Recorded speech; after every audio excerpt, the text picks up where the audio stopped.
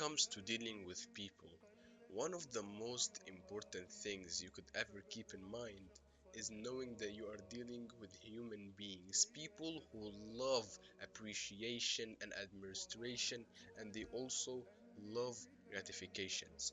And most importantly, they love the feeling of importance. You must know that when someone feel important, they get the feeling of freedom, and freedom gives them more power, and this is what they are craving themselves. Did you know that the main cause of depression is actually the ability of not feeling important and valued by our environment?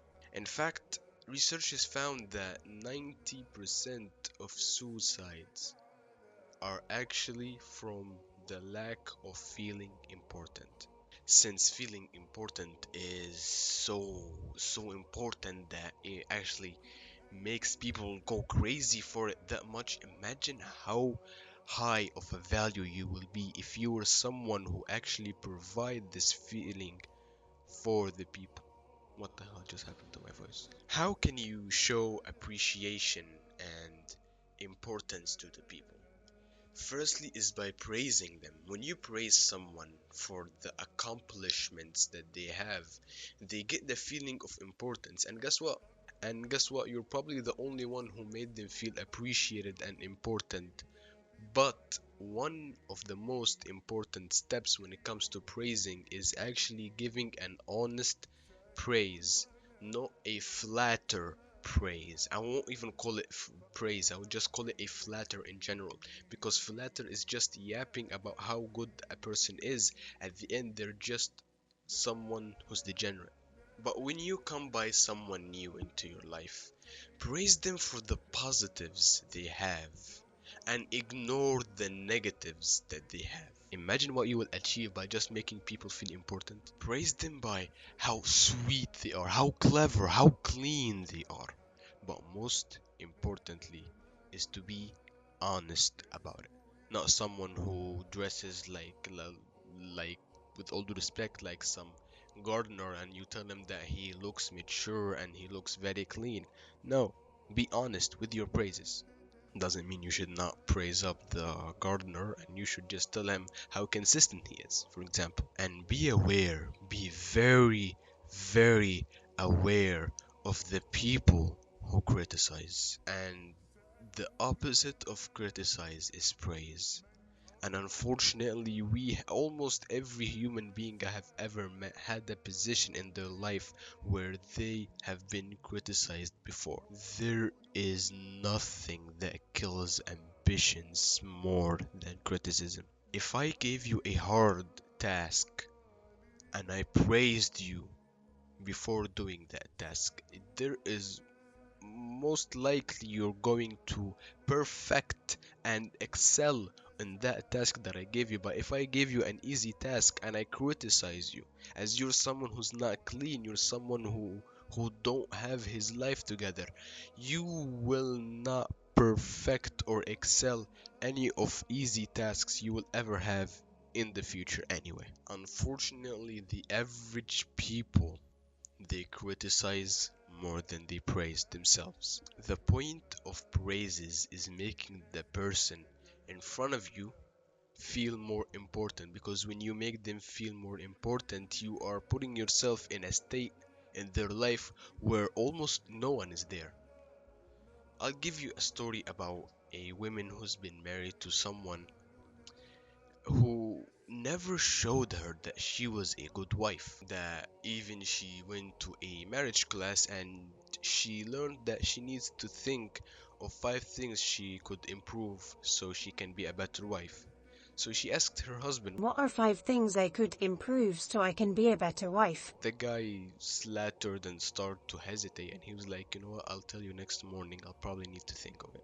That guy had an amazing idea of making her feel appreciated and important, because she went to that class because she felt as she is not that important. She thought she is not a good wife. You know what the guy did? He bought some roses and he had a small note that said, "Good morning, dear. I couldn't think of anything because you are perfect how you are.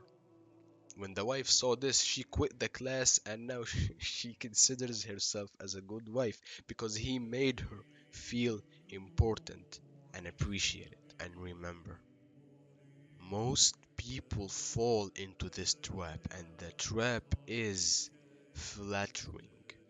Giving compliments with no points. Remember, we are trying to make them feel important, not build up their ego. So, look, flattering is giving compliments or praises that are not true. There is there is a huge difference between appreciation and flattering. Flattering is complimenting from the tongue. Appreciation is complimenting from the heart. With that being said, you must know that research has found that the most frequent word that is used throughout the day is the word I. So that means that the best topic everyone could talk about is themselves. Every human being you will ever meet love the topic about themselves. When you have a group pic with your family or your friends or graduation pics, who's the first person you look at? You. Which leads me to my second point when it comes to winning anyone's heart, and it is being interested in them. Remember, we are interested in the people who are interested in us. You can win more friends by being interested in other people. You can close more deals by being interested in other people. You can date more women by being interested in other people. And in fact, this is what salesmen do when it comes to closing deals, and they just become interested in that guy's life. So next time you came across a sales rep, just tell them, ask them, do you use this kind of tactic? Do you be interested in other people so they can be interested in you so you can close more deals? And they will tell you amazed, yes, we do. But keep in mind that you're not a spy. You're not someone who's there to know how they breathe or how they wash their hands. No, don't ask so much questions about their life. Just keep it simple. Things that they already have, their hat, their shoe, their jacket, the way they talk, the way they speak, things that are known, not things that are not known, like when they wake up, do they make their bed or not? Something like that. You should respect people's boundaries when they don't want you to ask this kind of question. Just say, I acknowledge that, I respect that, or maybe I apologize for asking this kind of question. You will be more likable because you don't put too much pressure on their personal life. But you should also be interested in them. Let's say I saw someone who I want to win his heart. He has a really, really nice jacket. So I'll just go to him, compliment it, and just tell him where he got it from. Is this the only type of jacket that he likes? Is this cap that he has, did he buy from the same store? Things like that. And then stop and then talk a little bit about yourself. A little bit, a little bit, a little bit, a little bit. And then ask them another question about themselves. And then another question about themselves. And then you can end the conversation there. And then when they realize that you were interested in them, they will be interested in you. And finally, one of the most effective ways so you can win anyone's heart is simply saying their name. Did you know that the sweetest voice, a melody, is when someone hears their name? Especially if you guys haven't met in a while and you remember it. Let's say you haven't met someone in 6 months and then somehow you met him again. Imagine how good, how delightful it will feel if he actually remembered your name. You will feel so important to them. You will feel so appreciative. You will feel so honored that you know that kind of person. And he didn't say your nickname, no, he said your actual name. So also put this in mind. Don't call someone by their nickname, call them by their real name.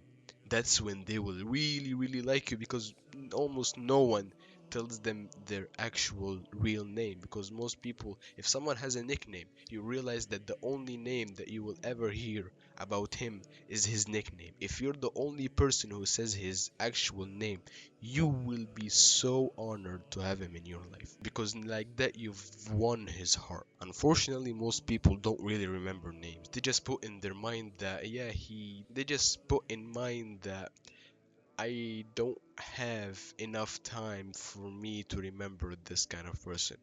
But in reality, they just never put the energy in so they can remember their name. Dale Carnegie would actually use a simple trick so he can remember someone's name.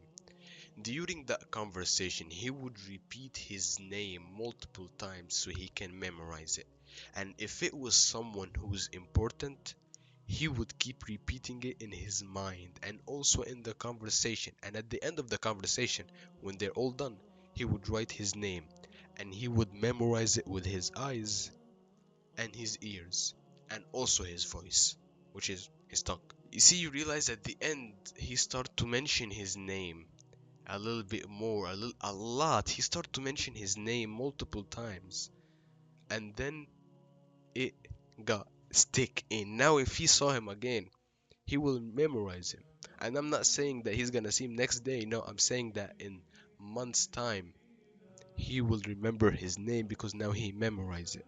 So repeating a thing would actually memorize it. That's why in school they would always say, take whatever you trying to memorize and keep saying it over and over and over again. And if he's someone really important, write down the name and just look at it for a second and memorize it with yourself. Honestly, it's not a big of a deal to remember someone's name, but it means so much to them. You make them feel so honored, so appreciated. You will win his heart.